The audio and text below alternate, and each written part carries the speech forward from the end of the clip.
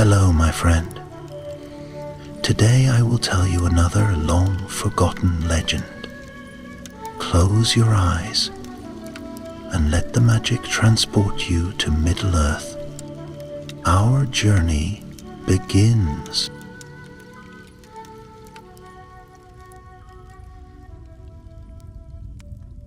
In the hush of the world, after the War of Wrath had ended and Morgoth, the great enemy, was cast into the void, a strange calm settled upon the lands of Middle-earth.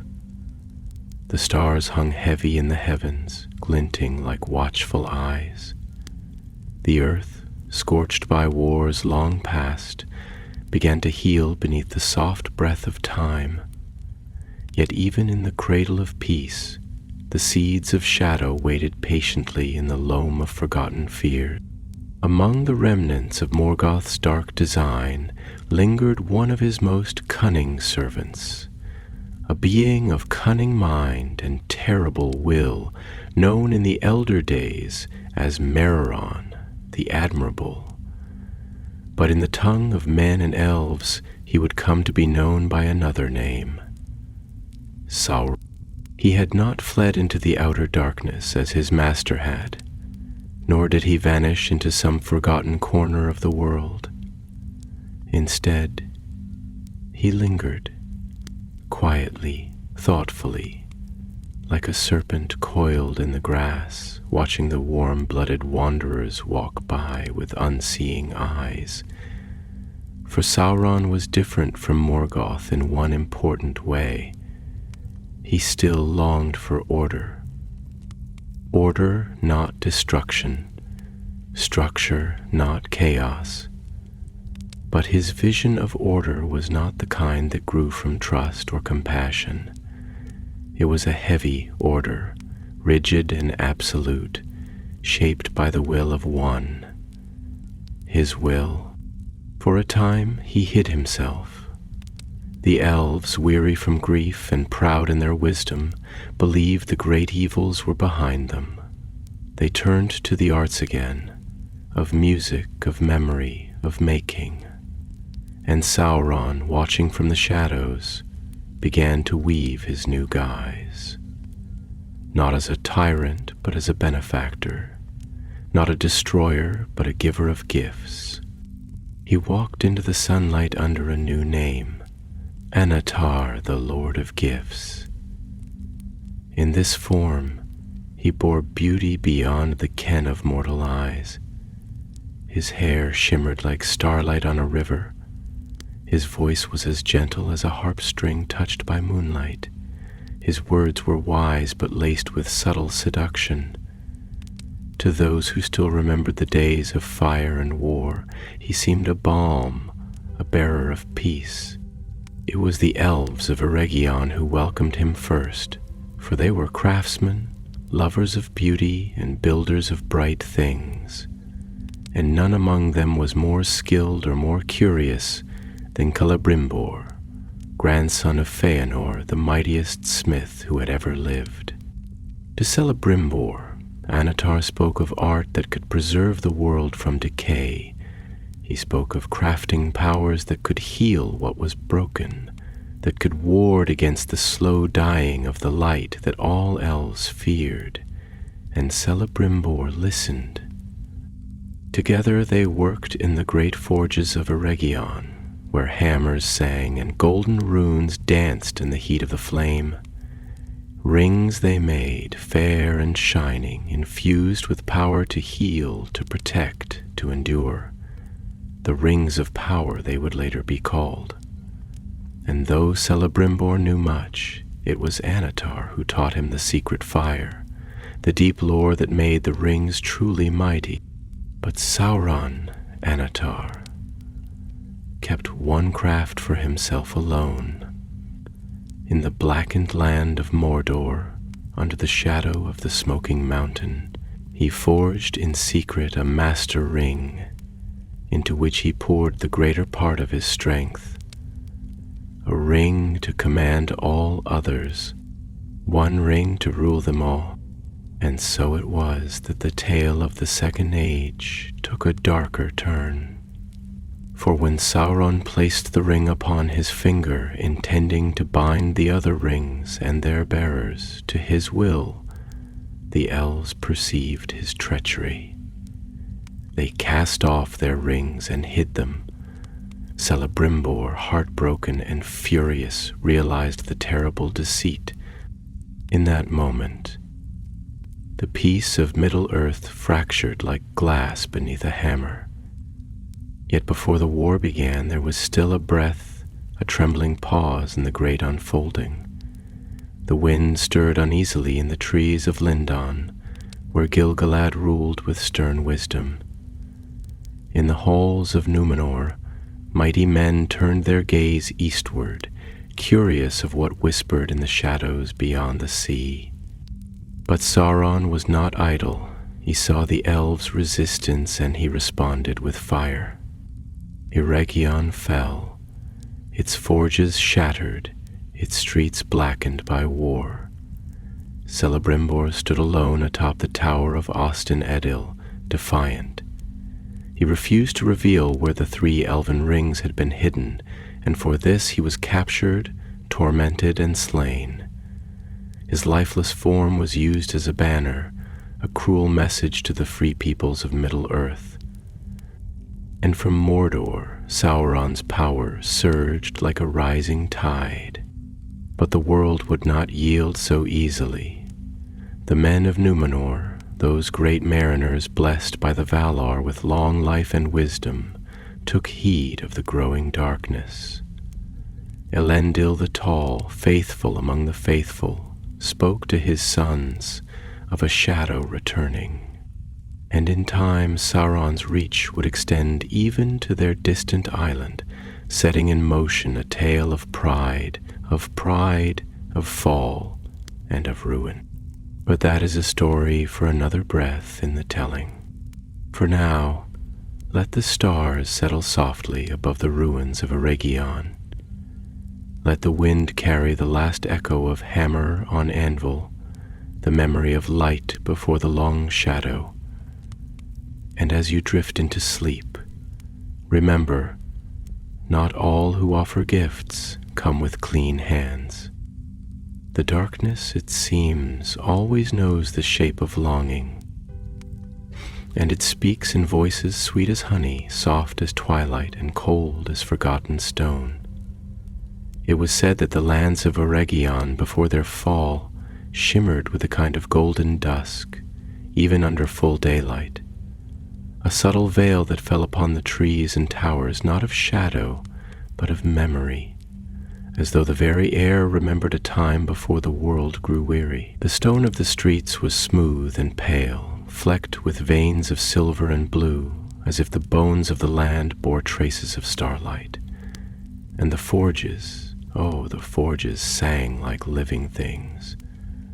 They pulsed with rhythm and heat, not with the anger of warcraft, but with the fervor of making, of shaping the world, not to dominate it, but to coax from it the beauty that slept within. It was in such a place that Celebrimbor lived, not merely as a craftsman, but as a poet of flame and ore, a philosopher whose tools were not only hammer and chisel, but thought, longing, and regret. His fingers, strong and scarred, bore the fine dust of gems, and his eyes held the shimmer of grief yet to be spoken aloud.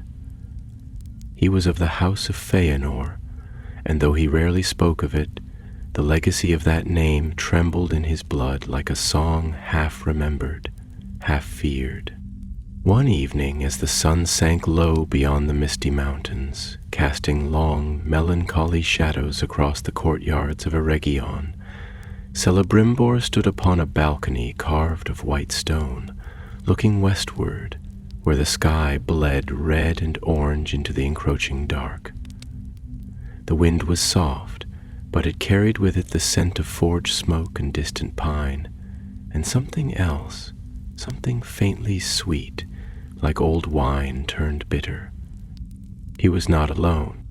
Anatar stood beside him, his face lit from beneath by the golden fire of the setting sun, and in that light he seemed almost transparent, like a dream given flesh.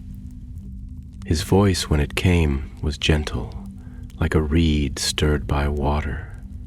"You are troubled, my friend," he said, and though the words were simple, there was in them a kind of tender intrusion, a careful breaking of silence that suggested intimacy rather than command.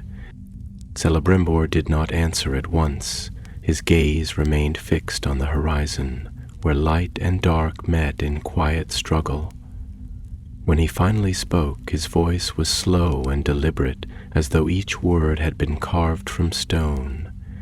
"The beauty of the world is too brief," he said. "It fades faster than we can hold it, like a cup filled with starlight that spills the moment we lift it to our lips.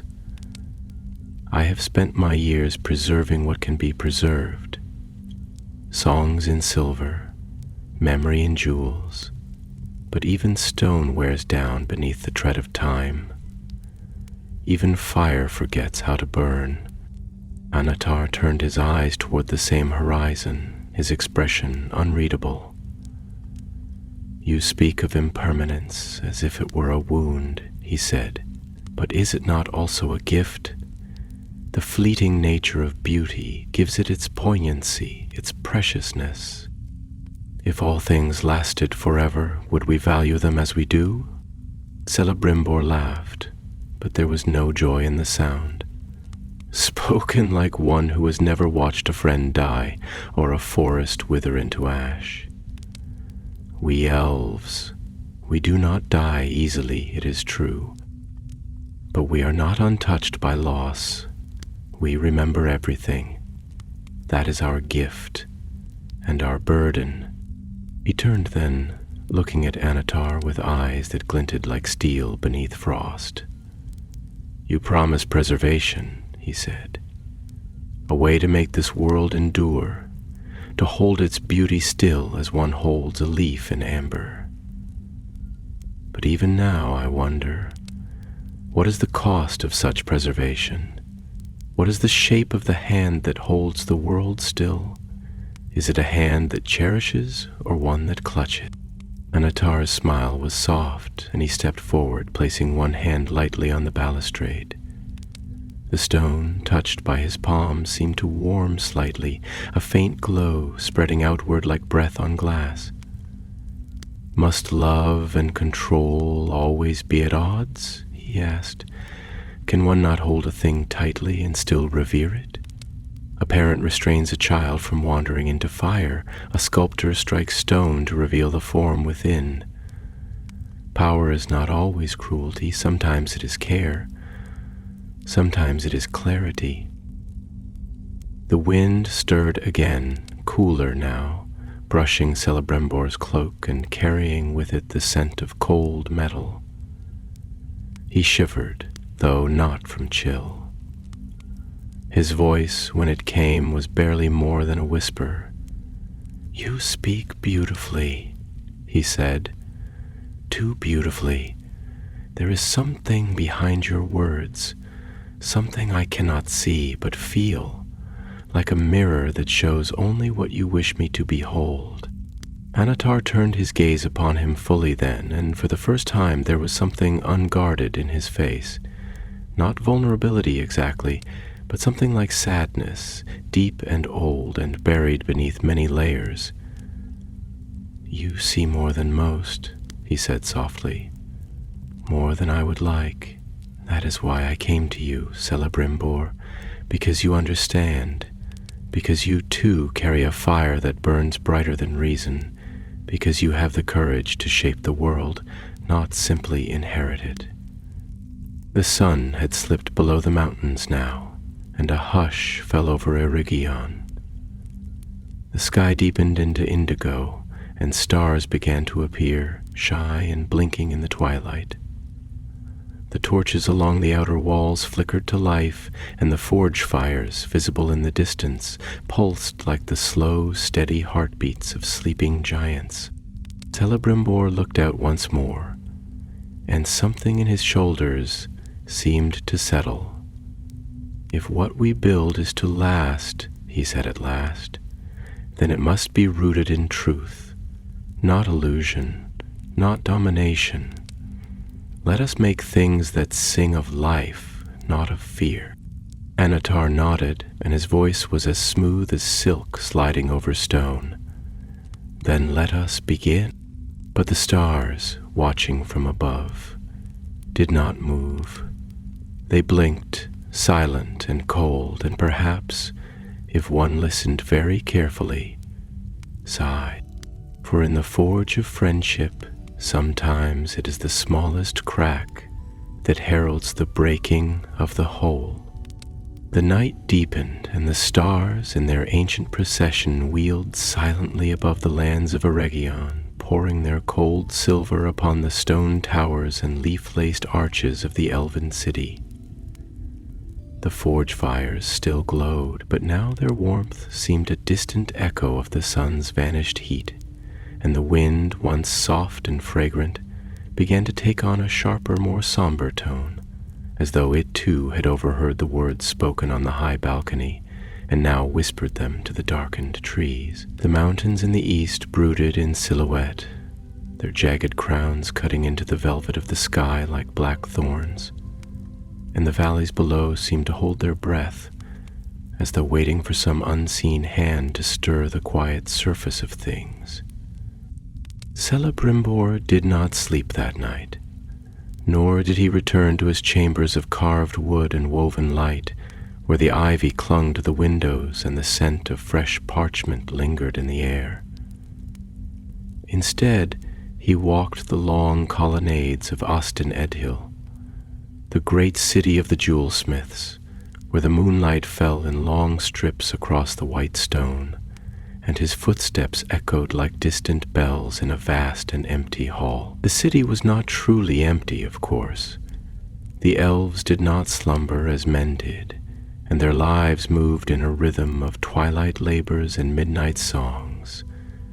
But in that hour, all seemed hushed, as though the city itself had turned inward, listening to its own heartbeat. He passed beneath a great arch, inscribed with runes older than the memory of most living things, and entered the Hall of Craft, where the forges of the Gwaith y Myrdain flickered in the stillness. The air was thick with the scent of metal and ash, and the embers still glowed in their beds of iron, breathing faint heat into the vast chamber.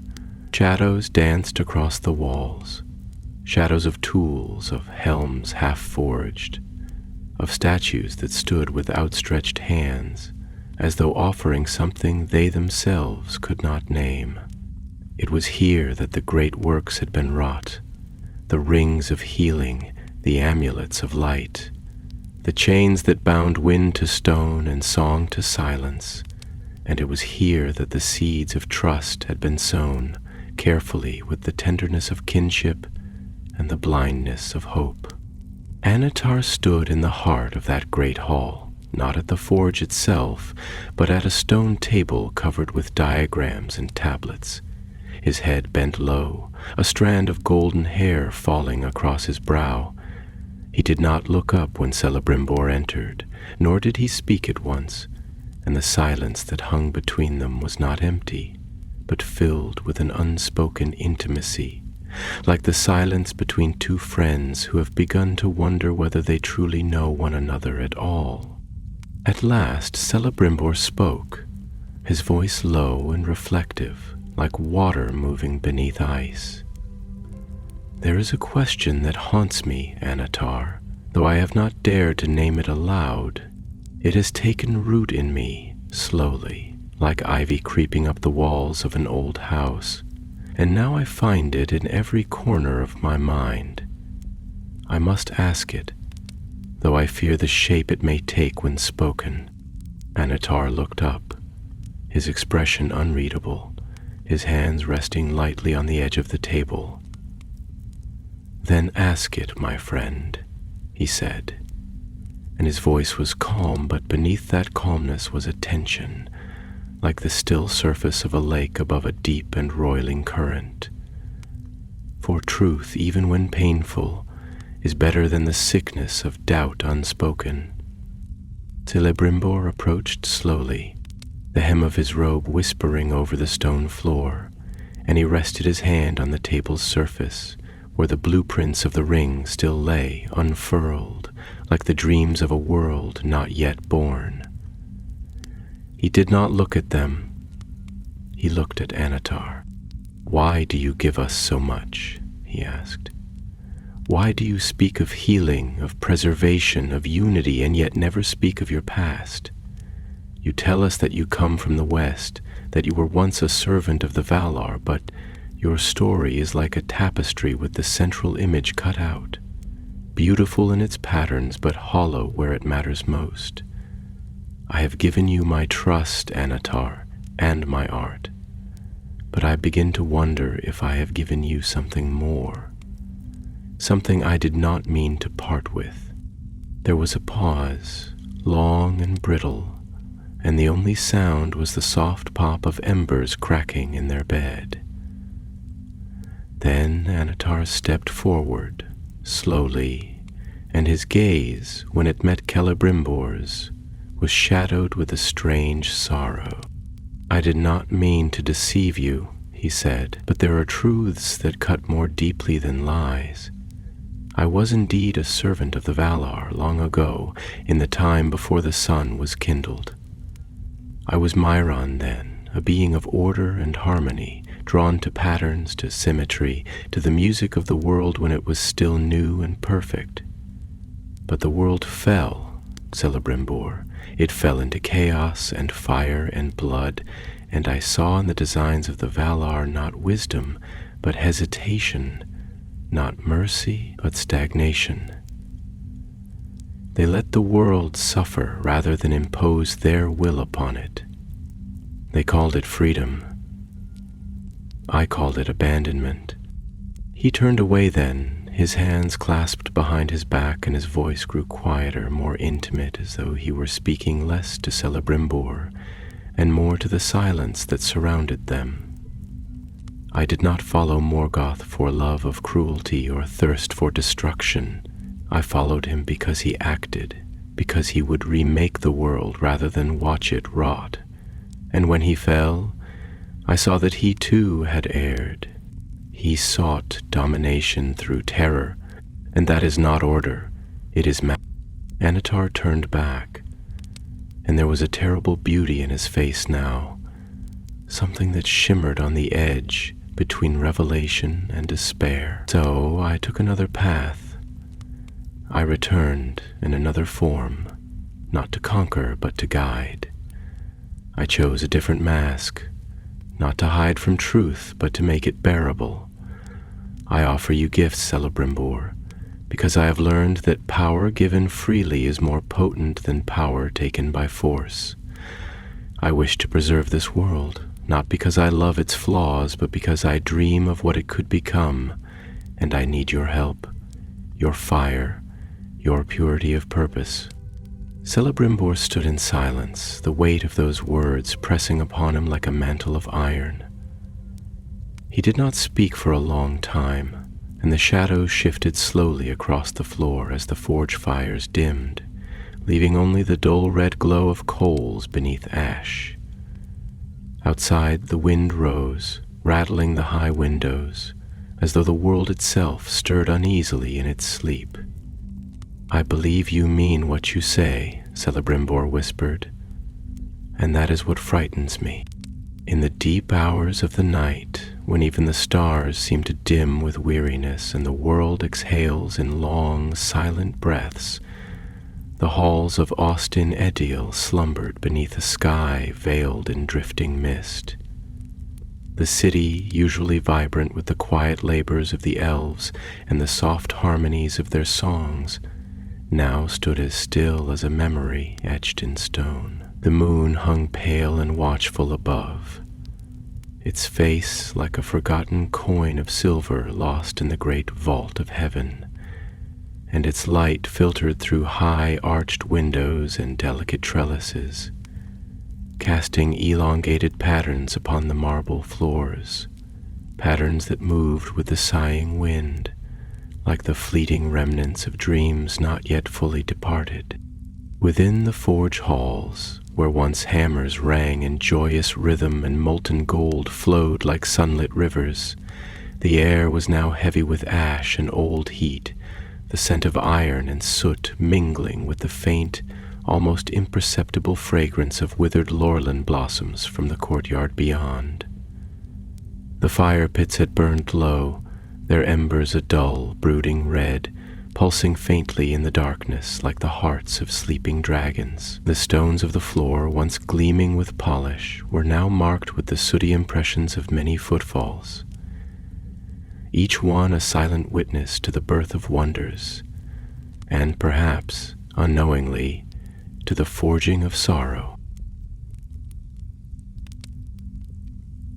It was here, among shadows both literal and unseen, that Celebrimdor remained, unmoving, his hands resting on the edge of the work table as though it alone kept him tethered to the earth. His gaze was distant, but not unfocused. Rather, it was the gaze of one whose thoughts have turned inward, diving through the depths of memory and doubt, turning over words like smooth river stones in the palm of the mind, searching for meaning in the shape of the silence between them. Annatar had withdrawn after their exchange, leaving the great hall without a word, as if to give space for the weight of his confession to settle. But that silence was not empty. It thrummed, like the taut string of a harp before the pluck, and within it lingered the echo of his voice, mournful, persuasive, beautiful, and terrible all at once. Celebrimbor had known many things in his life, joy and grief, triumph and despair, but now he found himself standing at a crossroads, not of action, but of belief. The truths Annatar had spoken were like twin-edged blades, shimmering with wisdom yet capable of cutting through the very soul of certainty. For what does one do, he wondered, when evil cloaks itself in the garments of empathy, when the hand that offers peace trembles with regret, not malice, when a fallen spirit does not demand submission, but seeks partnership in creation? And the city, in its dreaming stillness, seemed to ponder with him. The walls, once ringing with purpose, now loomed like ancient sentinels listening. The ivy on the windows stirred gently, as though caressed by a sigh too soft for mortal ears. Somewhere, far above, a nightingale began to sing, a slow, melancholy note that rose like incense into the vaulted ceiling, where it dissolved into the hush like a prayer offered to the silence. The song stirred something in Celebrimbor, and he whispered aloud, not to the bird nor to any god, but to the air itself. "I fear I have built with hands not wholly my own," he murmured, "that in seeking to preserve what I love, I may have bound it with chains forged of good intention and quiet despair." And then, soft as a breeze through autumn leaves, another voice answered. "You speak of chains," came the voice of Annatar, reappearing at the edge of the chamber, half veiled in shadow. "But not all bindings are cruel. A ring binds finger to gold, yes, but it also joins heart to hope, will to destiny. Is it not better to craft something that can withstand time's decay, rather than leave the world to wither beneath the slow erosion of chaos?" He stepped forward, and the light caught his face, rendering it half in gold and half in shadow, an image not unlike the soul he had laid bare hours before. "You see the past, and fear it will repeat," he continued, "and perhaps you are right. But the past is not a shackle unless we allow it to be. What we have forged together, these rings, they are not instruments of conquest. They are vessels. Vessels of potential. They amplify, yes, but only what is already within. They do not change. They reveal." Celebrimbor turned to face him fully now, his eyes bright with unshed grief, with the burden of lineage and legacy, with the gnawing fear that history was not a path but a circle. "And what," he asked, voice trembling like a string on the verge of snapping, "will the one reveal when it is placed upon your finger? You speak of balance and intention, but in every word I hear a hunger cloaked in reason, a desire to perfect the world, yes, but in whose image, in whose will? You speak of order, but I wonder, do you mean harmony or dominion?" Annatar was silent for a long moment. When he finally spoke, it was not in defense nor in anger, but with a quiet solemnity, as though acknowledging a wound long hidden. "I do not deny that I am drawn to control," he said. "I see a world in pain, and I would soothe it, not with soft words alone, but with a structure that cannot be shaken. The Valar watched Arda fracture and did nothing. I would not make their mistake. Yes, my will is strong. Yes, I seek unity. But tell me, Celebrimbor, if you could end all sorrow, even by force, would you not do it? Is the will to heal not worth the cost of bending the unruly to peace?" A gust of wind surged through the open arches then, scattering ash across the floor, whirling it into shapes like fleeing ghosts. The firelight flickered, casting strange, dancing shadows upon the walls, and the nightingale's song ceased, leaving behind a silence too deep for comfort. And Celebrimbor, standing there amidst the cold stone and fading embers, felt something old awaken in his heart. Not rage nor certainty, but a sadness so profound it seemed to echo down the bones of his ancestors. "I do not know," he said at last. "Perhaps that is what terrifies me most." Dawn came slowly to Eregion, not with triumphant fanfare, but with a quiet unfurling of color across the sky, a soft bleeding of rose and gold into the pale mists that clung stubbornly to the earth. The city stirred beneath this tentative light, as if waking from a dream that had grown too heavy, too tangled in memory to be cast aside all at once. The towers caught the sun's first breath like silent watchmen, blinking away the shadows of long contemplation, and the trees that lined the marble roads stood unmoving, each leaf beaded with dew, glinting like glass tears in the hush that follows a sleepless night. The river, silvered by morning, moved slow and solemn, mirroring the pale sky as though reluctant to commit to the day, and in its murmurs there was a cadence of waiting, of questions unanswered, and paths not yet chosen. Celebrimbor stood upon a narrow bridge carved from white stone veined with pale blue quartz, his hands resting lightly upon the railing, his face turned eastward toward the hills that cradled the rising sun. His cloak, unfastened, stirred gently in the wind, though his figure remained as still as the statues of his forebears that lined the walkways beyond, figures wrought with such care they seemed to live even in their stillness, guardians of memory and legacy. There was a hollowness in his chest that the fresh air could not fill, a sense of dislocation, as though some essential anchor had slipped quietly from its mooring, leaving him to drift between what he had believed and what he now feared to be true. The light touched his features with tentative warmth, but there was no warmth in his heart, only the lingering ache of questions that had no clear answer, and the echo of Annatar's voice repeating itself in the chambers of his mind, words carved in honey and shadow, each syllable a gentle knife. He heard footsteps approach behind him, soft as the descent of leaves. He did not turn, for he already knew who it was. Annatar's presence was like the rising of a tide, inevitable, measured, and vast, pressing against the soul rather than the senses. For a while neither spoke. The silence between them stretched, not tense but contemplative, like a pause in music where one listens for a note that may never come. At last it was Annatar who broke the stillness, his voice lower now, subdued as though weighted by the same thoughts that burdened Celebrimdor's heart.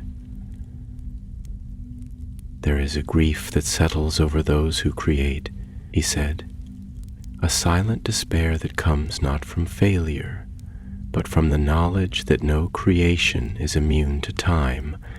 You shape wonders, and yet the winds erode them. You forge beauty, and still the world forgets. What is the purpose of such endless labor if all that we build is devoured by the slow hunger of ages?"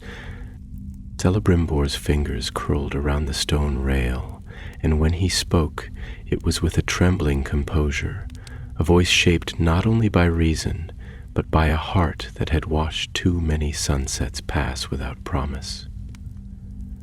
"There was a time," he said, "when I believed that beauty was its own answer, that to make something fine, even if fleeting, was a way to honor the world, that the act of creation was itself a form of defiance against death. But now I see that even the finest jewel, even the most perfect melody, cannot stand against the will of those who would twist it, and I wonder, have I created things that will serve the light, or become instruments of its undoing?" Annatar stepped beside him, his gaze following Celebrimbor's into the east, where the sun's light bled gold into the hills like ink into water. "You have given the world a chance to endure," he said softly, "and in doing so you have stepped beyond the role of craftsman. You are no longer merely a maker of things, you are a shaper of fates, and that, my friend, is a burden that few can carry without bending beneath it." Celebrimbor turned to him then, his eyes narrowing, not in anger but in sorrow, like the tightening of string drawn taut across a harp, each note held in painful tension. "And you?" he asked. "Do you carry it without bending? Or have you merely changed the shape of your burden so that it appears like strength?" Annatar did not flinch, but neither did he smile. His eyes, often so radiant, seemed to darken, not with malice but with something far more complex, something that looked almost like shame.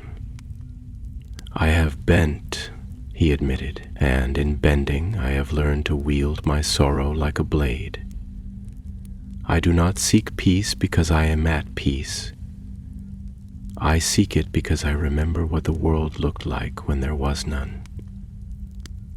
I remember the screams in the dark, the cities drowned in blood, the light extinguished in the eyes of children not yet grown. I remember, and I cannot bear to remember again." The wind passed over them then, curling around the stones of the bridge and stirring the surface of the river far below. It carried the scent of heather and smoke, of the lingering heat from the forge fires and the cold breath of mountains beyond. The sound it made was like weeping, a subtle spectral song that neither confirmed nor denied the words they shared. Celebrimbor looked once more toward the horizon, and for a moment he seemed very far away, as though his thoughts had taken him to places no road could lead.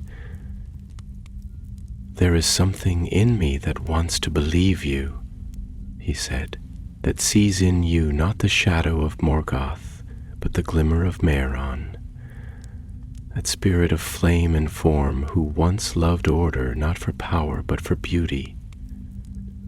But the One Ring, I have felt its pull, even through distance and design. I have not seen it with my eyes, but I know it was made, and I know it was made apart from us." Annatar did not deny it. He stood silent, and his silence was its own kind of confession, heavy and immutable. You meant to master the others, Celebrimbor whispered. You meant to bind us, not with chains of iron, but with chains of purpose, of thought, of will. You meant to be the quiet voice in every mind, the unspoken law beneath every decision. You would govern us not by decree, but by the gentle weight of inevitability. Annatar closed his eyes, and the golden light of the dawn painted his face in sorrow and flame. Yes, he said, because I feared what we would become without guidance. Because I believed that freedom, left unchecked, would lead not to joy, but to ruin. Because I wanted to protect you from yourselves. The river moved on beneath them, slow and unyielding, carving its way through stone and time. It did not pause for sorrow, nor bend for regret. It carried all things forward, whether they would or no. Celebrimbor stepped back from the railing, his hands falling to his sides, his voice quiet but resolute. Then you do not understand us at all. To live, even in sorrow, is better than to be ruled without knowing. To choose, even poorly, is better than to be shaped by unseen hands. You call it order, I call it death. And with that he turned away, leaving Annatar alone on the bridge, surrounded by the soft light of a new day that felt less like a beginning and more like the calm before an inevitable storm.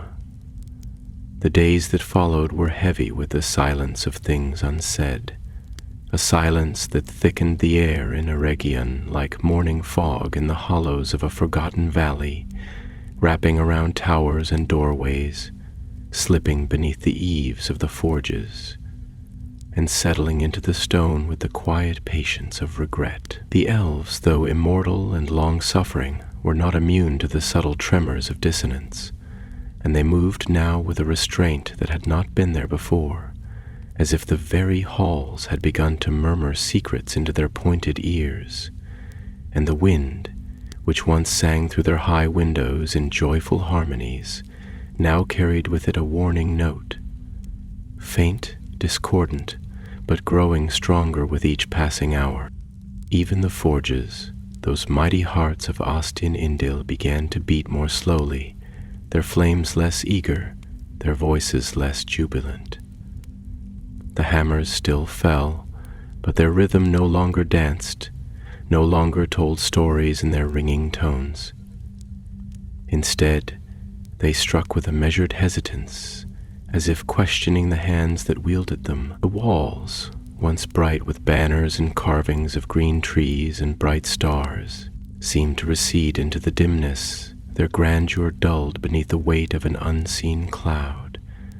And among all this stillness, Celebrimbor walked as a man half-turned to shadow, his steps echoing in empty corridors, his thoughts deep entangled like the roots of ancient forests that burrow endlessly beneath the hills.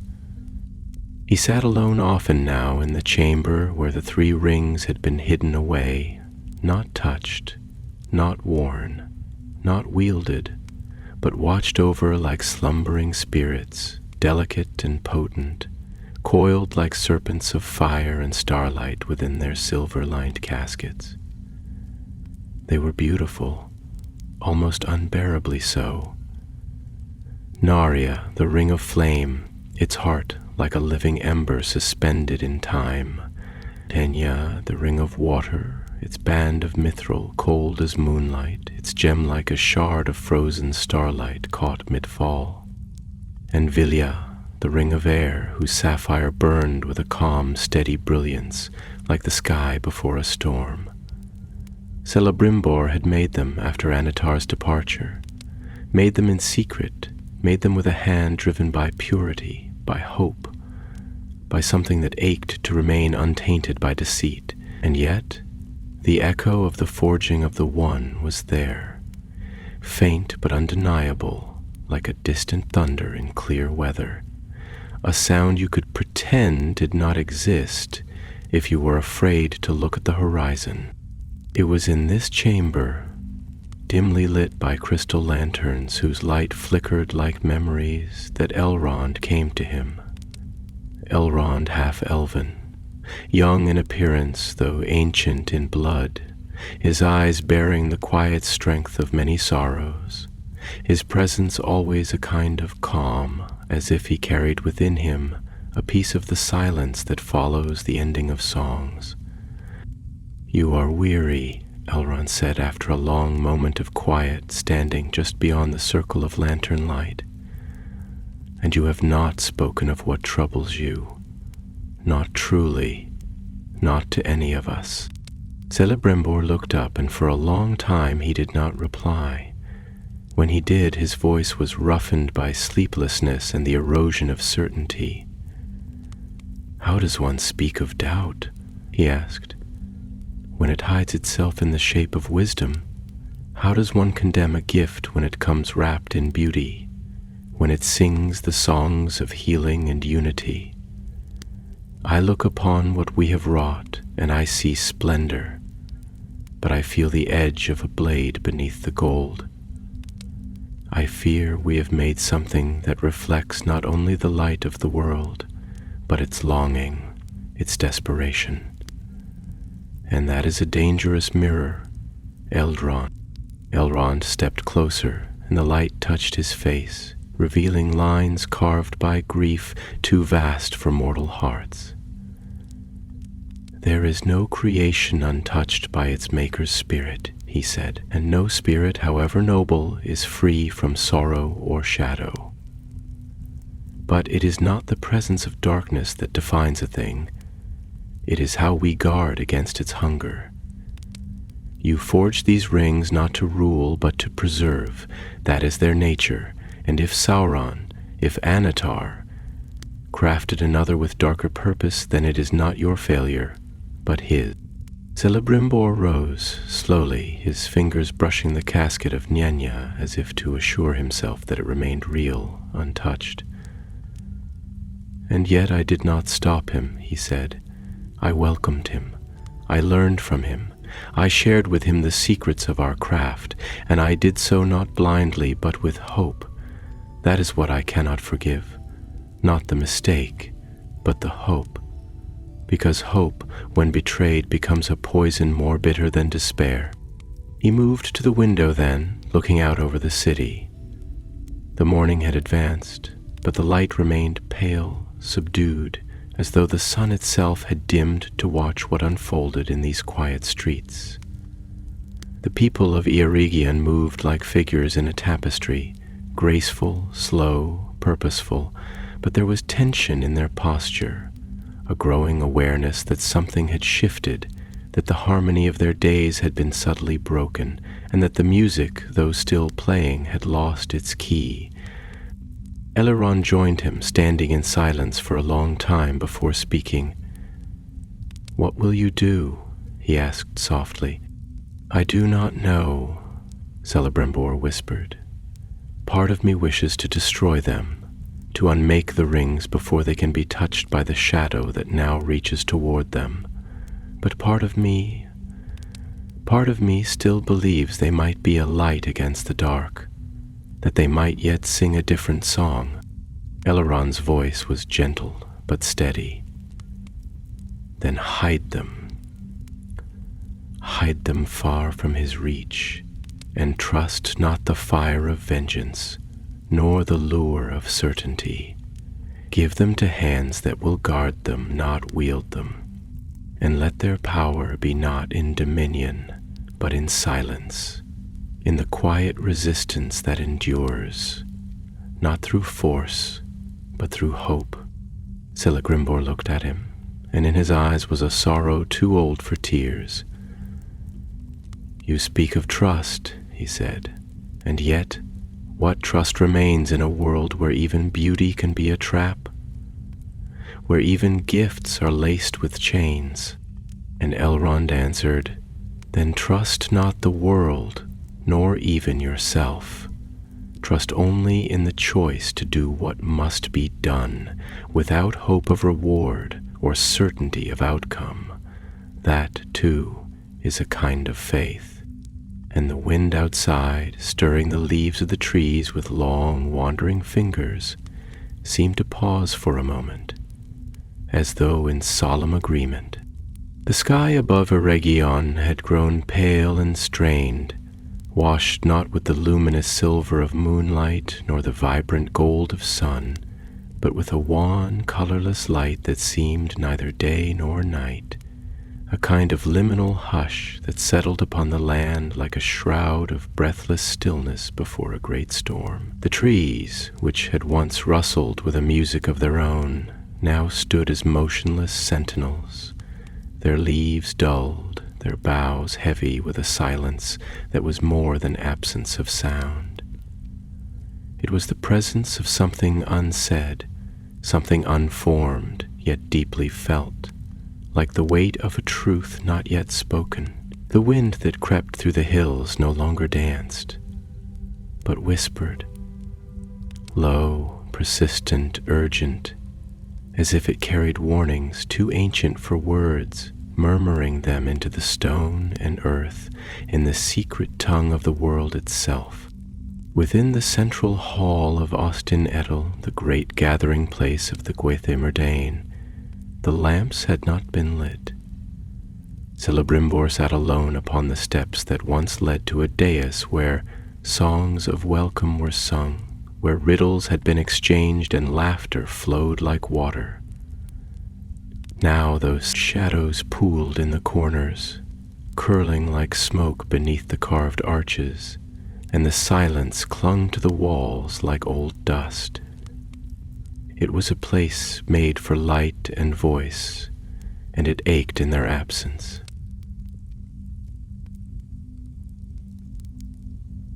He held nothing in his hands, no tool nor token, but his fingers moved as if shaping something unseen, a habit of a craftsman too long at his art, or perhaps a sign of one trying to feel creation in a world that now only whispered of dissolution. His eyes, once bright with the inner fire of discovery and the hunger of making, were now clouded, not dimmed by age, for elves do not age as men do, but by a heaviness that comes when faith, long cherished, begins to crack. When the doors at the far end opened, it was not with ceremony nor command, but with the soft creak of age and the sigh of worn hinges. And there, framed by the failing light, stood Annatar, his form still fair, still clad in the raiment of wisdom and light, but the glow that once danced about him had dulled, not with time, but with revelation. He no longer approached as a guest, nor a teacher, but as one who returns to a place where the mask has fallen, and where every step is measured, not in distance, but in trust lost. For a time neither spoke, and even the air between them seemed reluctant to move. Then Annatar, voice low and slow as though climbing out of some deep inner chasm, broke the quiet.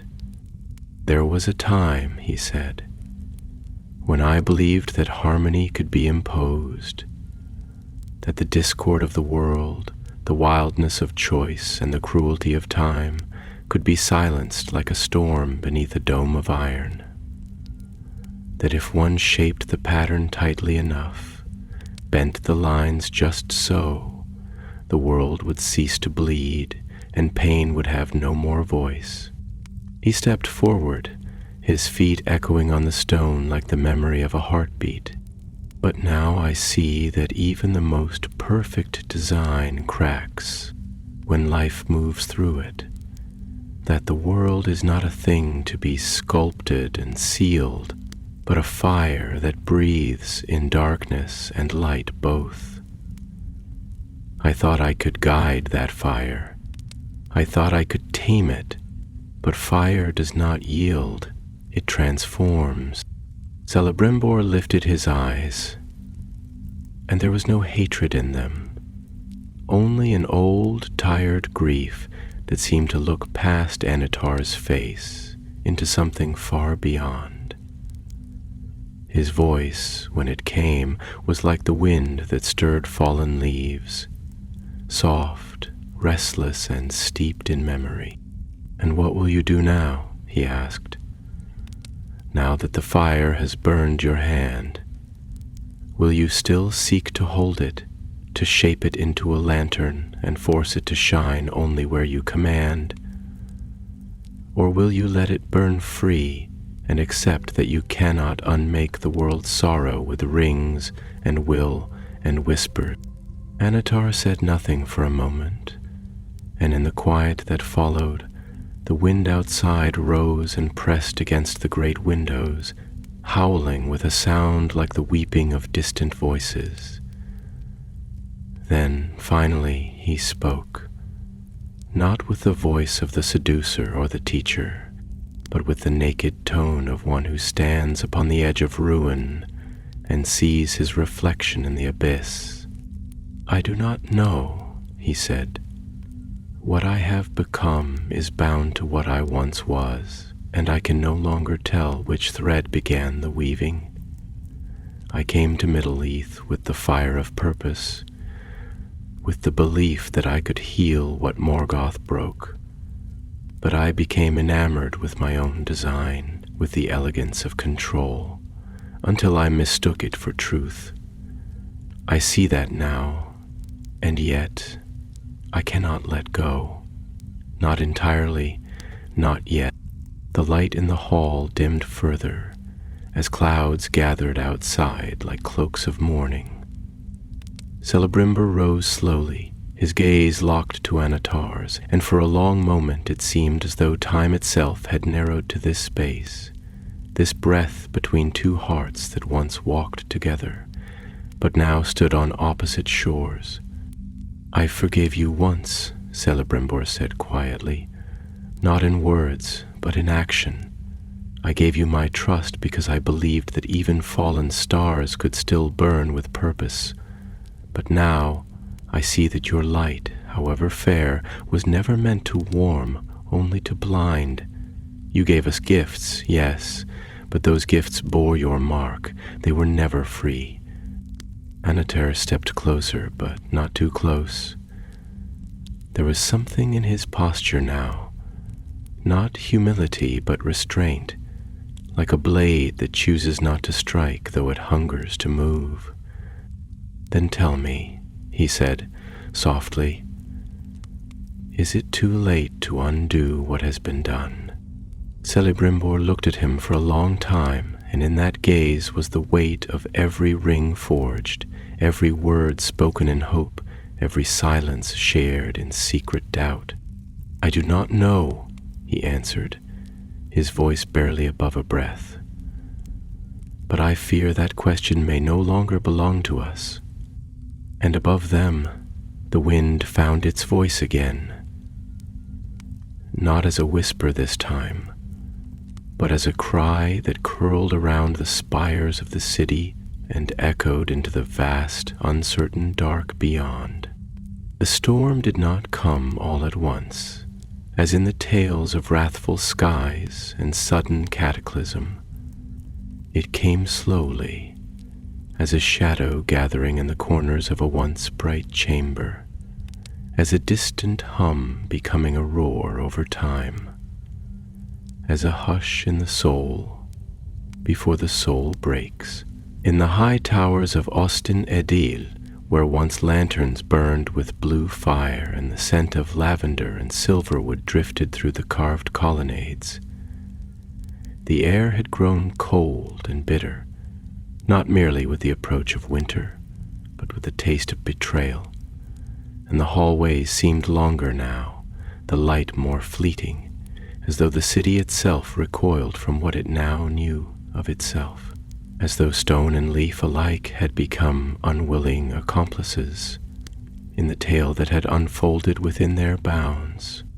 The people, those radiant craftsmen and weavers of light and knowledge, had begun to whisper, not openly, for elves are not given to panic, nor do they gossip like men do, but in quiet glances, in the subtle slowing of steps when passing the great forge hall, in the questions that hung in the eyes of apprentices who once studied with joy, but now hesitated at the threshold of creation, as though every new thing they shaped might be tainted with a purpose not their own. The very tone of the air had shifted, the music of the place had grown sparse, and the wind that once carried the laughter of the Gwaith Myrdain now pulled at cloaks and braids like a mourner in need of comfort.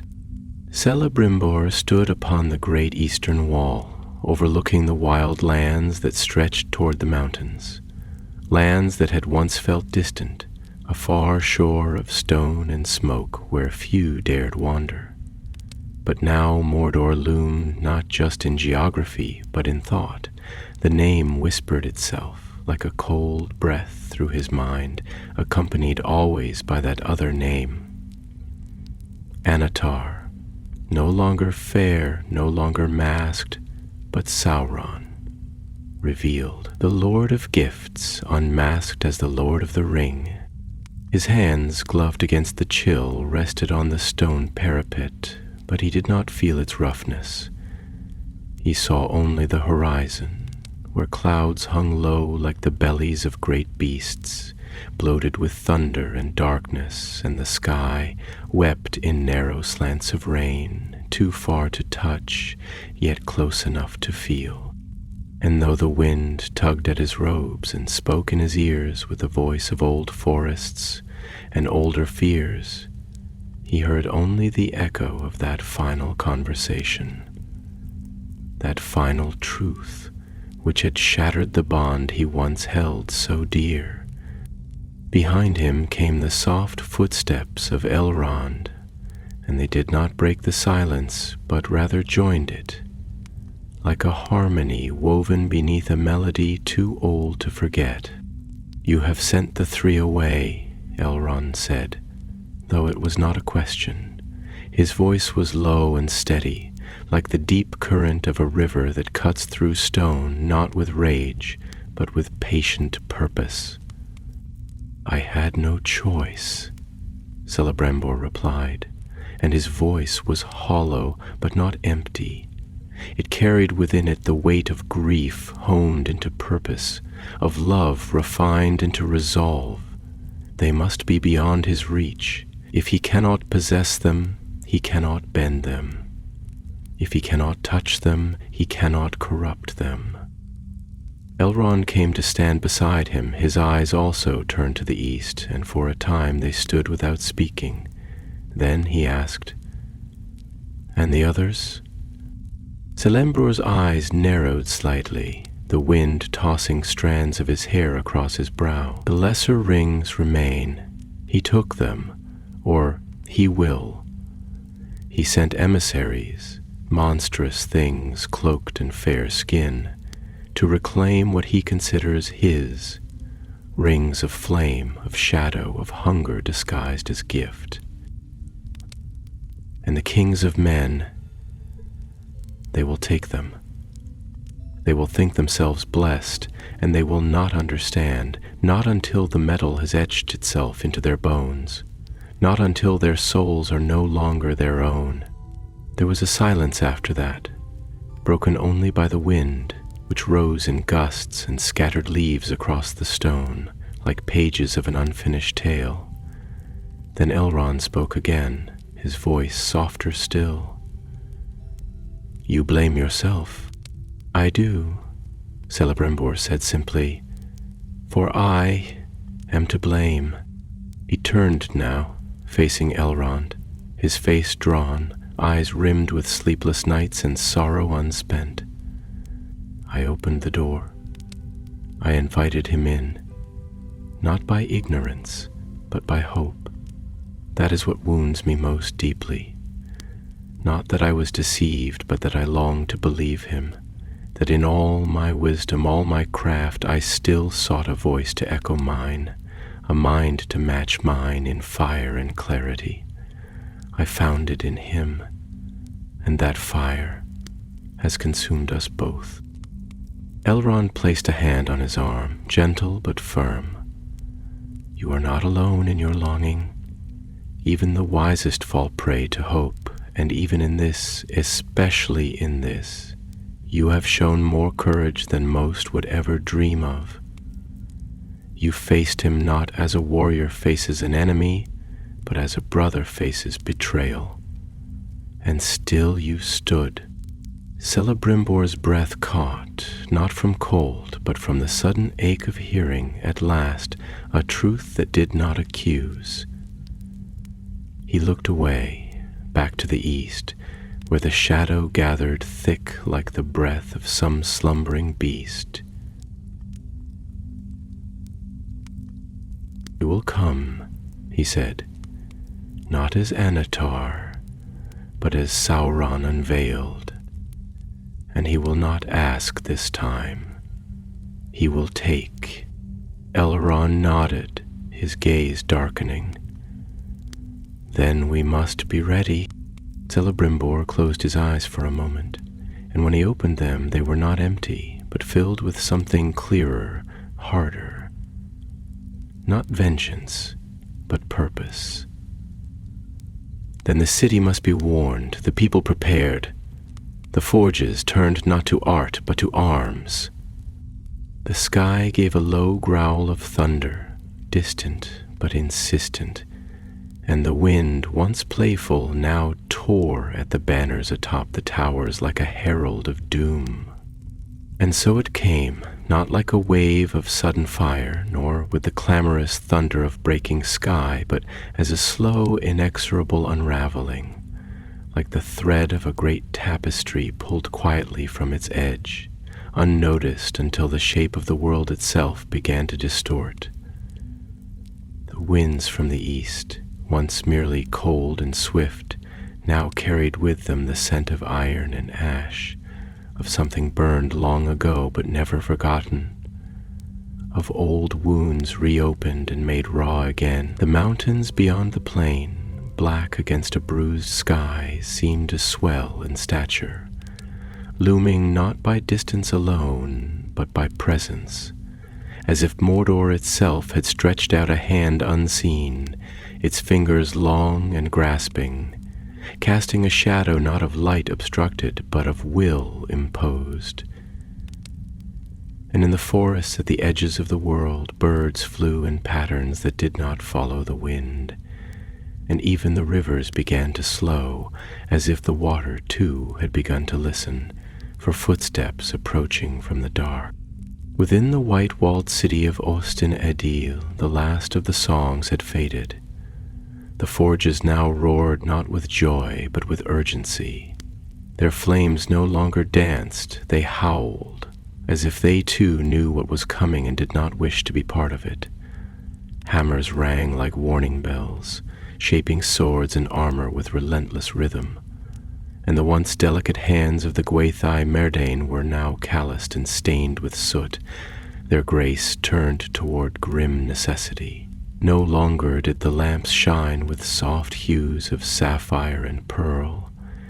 Now they burned a constant, fierce gold, chasing back the deepening gloom with defiance rather than welcome.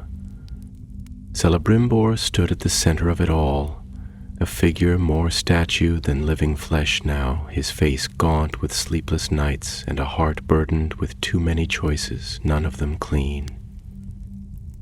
His voice, when it rang out, no longer carried the lilt of wonder, but the iron edge of command. He was a smith no longer, but a steward of the final hour, and as he walked through the streets he had helped shape, beneath archways he had carved with joy, he touched nothing, for fear that even his fingers might now bring sorrow.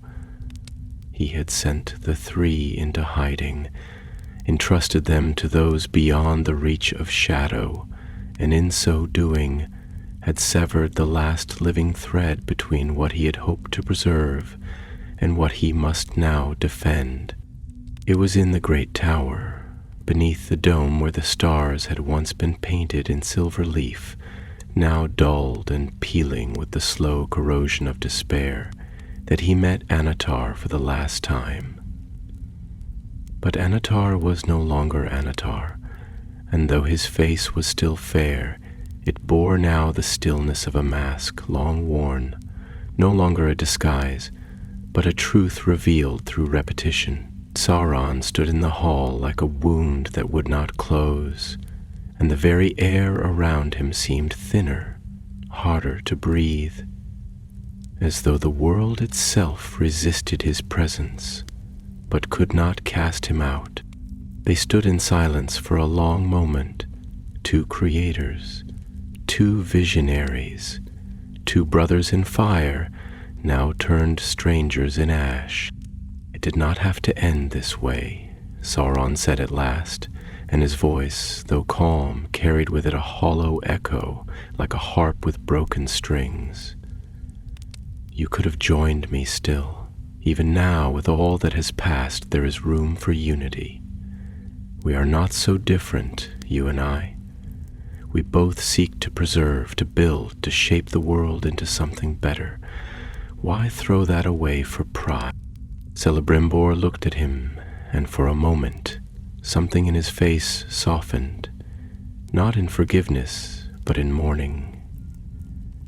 "You still do not see," he replied, and his voice was quiet but steady, like the last candle that refuses to go out, even when the wind grows wild. "You speak of unity, but you mean obedience. You speak of preservation, but you mean control. What you build, you do not love, you fear. You bind the world not to hold it close, but to stop it from moving. And in doing so, you kill what you claim to save." Sauron's expression did not change, but something in his eyes grew colder. "You believe your defiance noble, but it is merely waste. I offered peace. You gave me war, and now you will have its price." Celebrimbor stepped forward, slowly, as if each footfall measured the weight of every ring forged, every trust broken. Peace offered by one who hides a whip behind his back is not peace. It is silence, and silence bought with fear is not unity, it is the death of song. The storm that had long circled now broke upon the city like a scream. The sky shattered into rain and flame, and the armies of Mordor swept across the land like ink spilled upon parchment, devouring fields and forest alike. Fire fell from the heavens, and the air split with the sound of earth weeping beneath the tread of monstrous things. The walls of Eregion held, but only for a time, and in the heart of the forge tower Celebrimbor stood, blade in hand, surrounded by the dead and dying, and still he fought, not for victory, but for memory, for the idea that somewhere, beyond the ash and ruin, the light of the three might still burn untainted. In the end they took him, not with swords, but with chains, and still he did not yield. And in his death, though brutal and unspeakable, there was no cry of defeat, only silence, profound, endless silence, like the final ring of a hammer laid down for the last time. And far away, beyond shadow and ruin, the three waited, guarded, hidden, glimmering still in secret places, like the last breath of spring buried beneath winter's snow. And Sauron, crowned in fire and silence, looked upon what he had won and found it hollow. For the one could rule the others, but never possess what was freely given in love, nor touch what had been born of hope, nor destroy the memory of a city built not of stone and steel, but of light and song. And so the second age waned, its glory dimmed, and its sorrow deepened. But even in darkness some lights do not die, they endure.